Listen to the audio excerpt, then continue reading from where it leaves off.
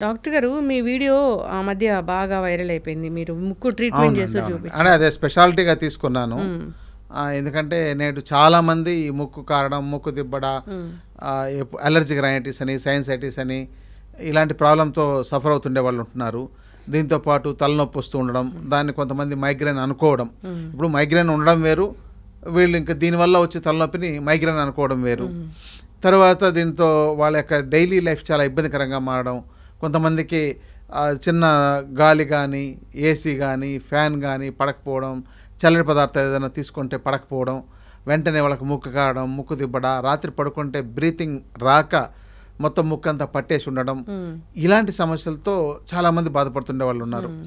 ఇక దానివల్ల ఇక్కడ పిగ్మెంటేషన్ లాంటివి డెవలప్ అయిపోవడం, కళ్ళ చుట్టూ దురదలు రావడం, హ్మ్. ఈ యొక్క భాగాలు వాచిపోయినట్టు అయిపోవడం, ముఖ్యంగా ఎప్పుడు ముక్కు దిబ్బడ, ముక్కు కారడం అనేది ఇక్కడ ప్రధానంగా ఉంటుంది. హ్మ్. బ్రీతింగ్ తీసుకోవడంలో చాలామంది ఇబ్బందిగా ఉంటుంది. దీనిలో చాలామంది దానికి ఆస్తమా అని ఇంకేదో రకరకాల పేర్లు పెట్టున్నారు. ఇది ఆధునిక వైద్యంలో ఉండేది. ఆయుర్వేదంలో దీన్ని దుష్ట ప్రతిశాయం అని అంటారు. హ్మ్. యాక్చువల్ ప్రతిశాయము అని అంటే సాధారణంగా మనకు వచ్చే జలుబు, రొంప, ఇవి ఏదైనా వాతావరణం తేడా వచ్చినా, వర్షంలో తడిచినా, ఎప్పుడైనా ఫుడ్ మార్పు జరిగినా దానివల్ల వచ్చేదండి.